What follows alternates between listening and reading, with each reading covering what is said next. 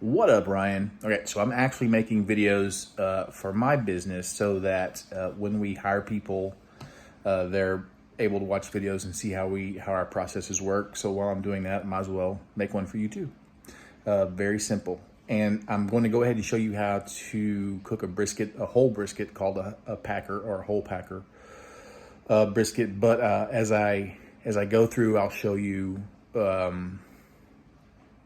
I'll make a point to show you, which side is the flat that you're making, and then which side is the point, which is the opposite side, which is where all the fat and all the goodness is. So you're doing the point, so it will be leaner. So yeah, forgive me, I'm sweaty. I've been working out on the pit, doing some stuff, again, making videos, instructional videos for the employees that we hire. I also want to share with you two things. I'm going to try to share with you my barbecue video playlist. And this playlist, once you start doing whole briskets, it's an all-night affair. Like, you're up all night, which I personally like, but it can get very boring. So I've put together a playlist on YouTube. I'm going to try to share it with you. It's all barbecue. And it's like hours and hours and hours of barbecue. It's really good. It shows you the business of barbecue, but it also shows you techniques and things like that. So I will share that with you. And then the second thing I want to share with you, if you haven't found it already, is a podcast called Tales from the Pits. It is an excellent resource. They also do tips and tricks, and they also go and interview like the top barbecue places in Texas who, while they're interviewing, they give you tips and tricks. So definitely want to, if you're into podcasts, you definitely want to listen to that podcast.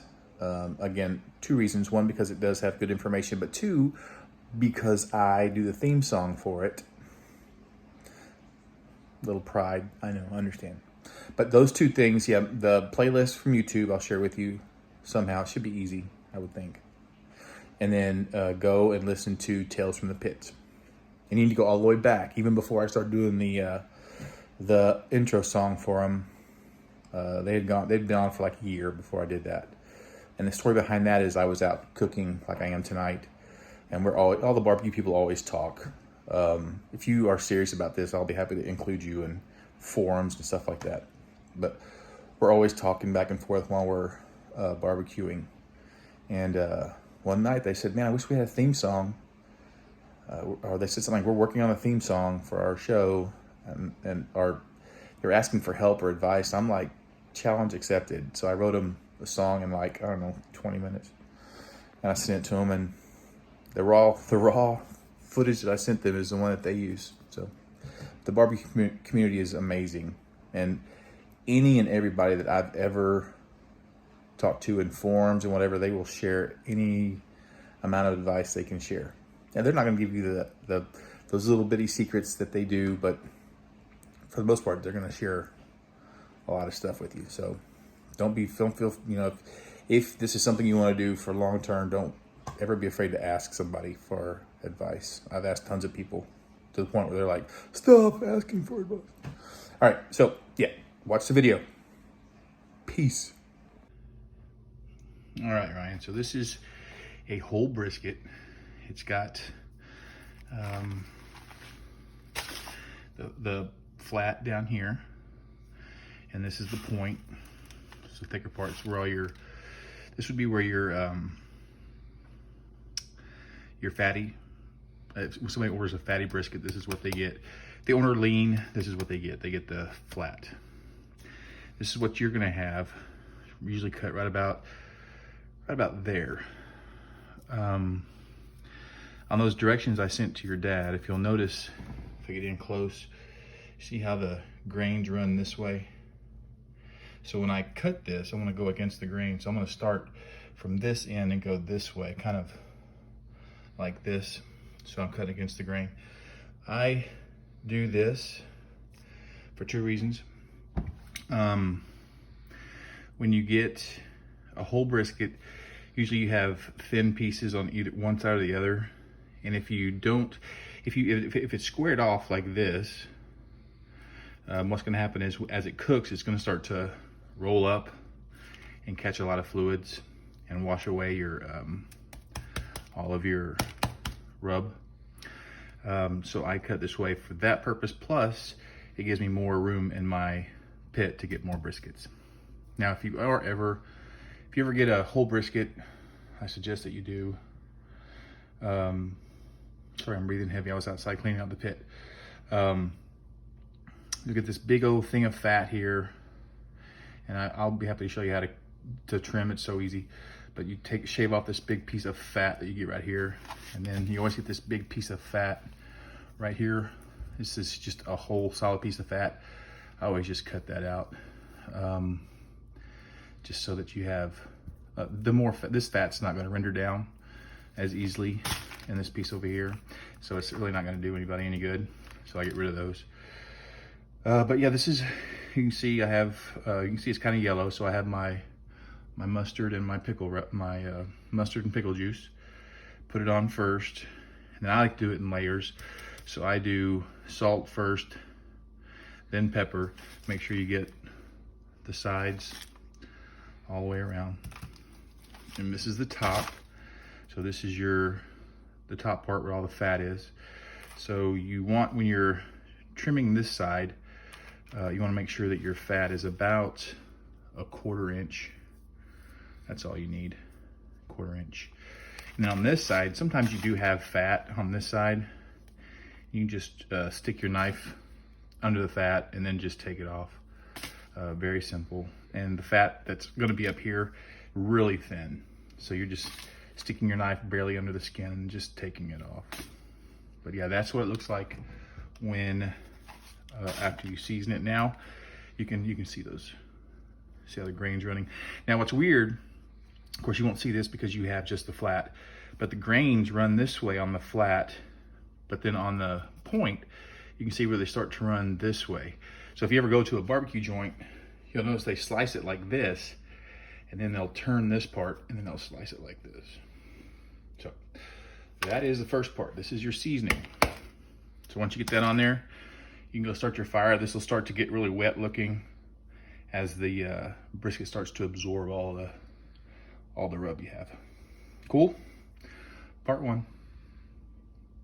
Oh yeah, this is how much I take off. This will go into beans and sausage. All of this. Here is, let's see, somewhere, yeah. Right here's that big piece of fat I was telling you about. This goes right here. This huge piece of fat, you can't do anything with that. That didn't want to go in sausage. So what I usually do with this is I'll take it and cube it up, put it in my, either in like a pot or in your crock pot, and you can render it down to like a tallow. Like we can talk about that later. But yeah, all this fat, this is good fat. It can go into sausage. I always take this, pieces like this, goes into my beans. It's really good, flavors the beans really well. So yeah, part 1.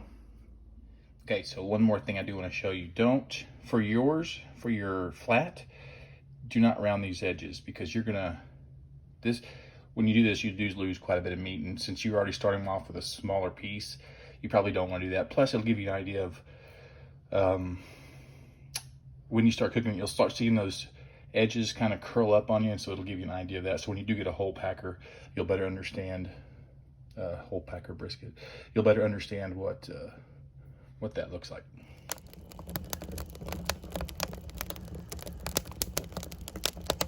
All right, so the pit is ready. I'm gonna put this brisket in, and when I put it in, I'm putting the point towards the fire. This is your thickest part. It's got a bunch of fat, so it's more protected. In your case, since you're only gonna have the flat, so you wanna put this thicker side towards your fire. All right, this is the last time you'll see it for about 2-ish hours. We're gonna seal it off, hold temp.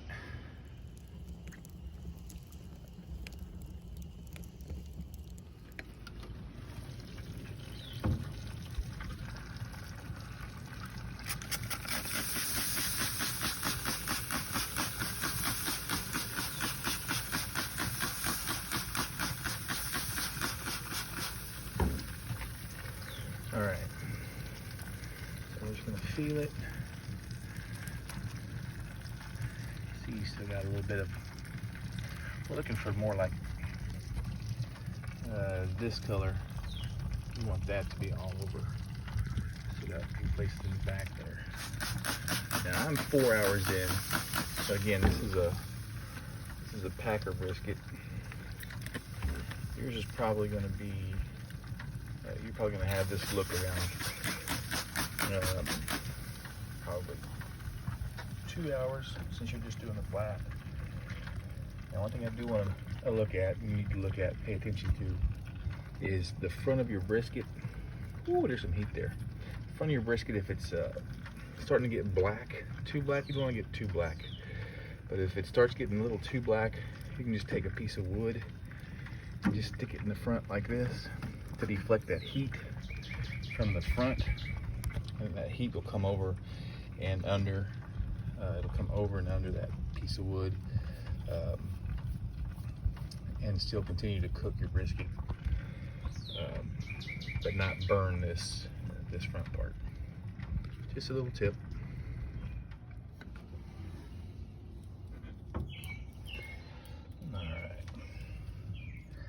It looks good.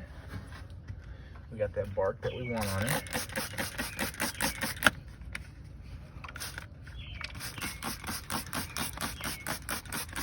Remember, still fat side up.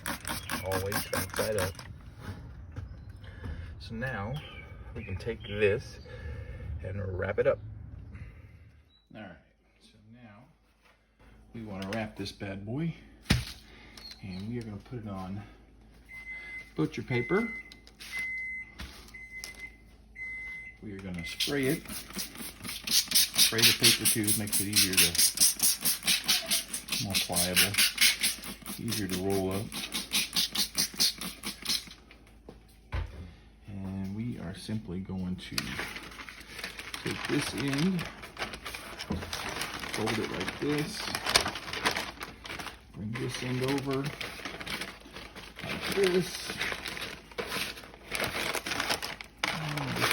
over like this. Now remember, fat side's up, so remember that. Fat side is now down,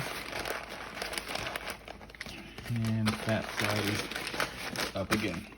Put it back on the pit, and you'll start probing. You always want to probe from the point, which in your case, your flat, so it'd be your thickest part. So just get one spot, poke it in there. You want to go a long way so you get a good reading. And when I took it off, it was at 174. It's cooled off just a little bit. So it's right there at the end of that stall. Put it back on the pit until it reads 201-ish, 203. Back on the pit we go. All right, so when it's done, should get about roughly 201 to 203. And this, I wrap mine after, because this is going to a customer, that's why this is wrapped in tin foil. So I'll mark it for them how to slice it. And yeah, that's all you have to do. Just make sure you're paying attention to your temps. Make sure you're keeping your fire at 270-ish, and you should be good to go.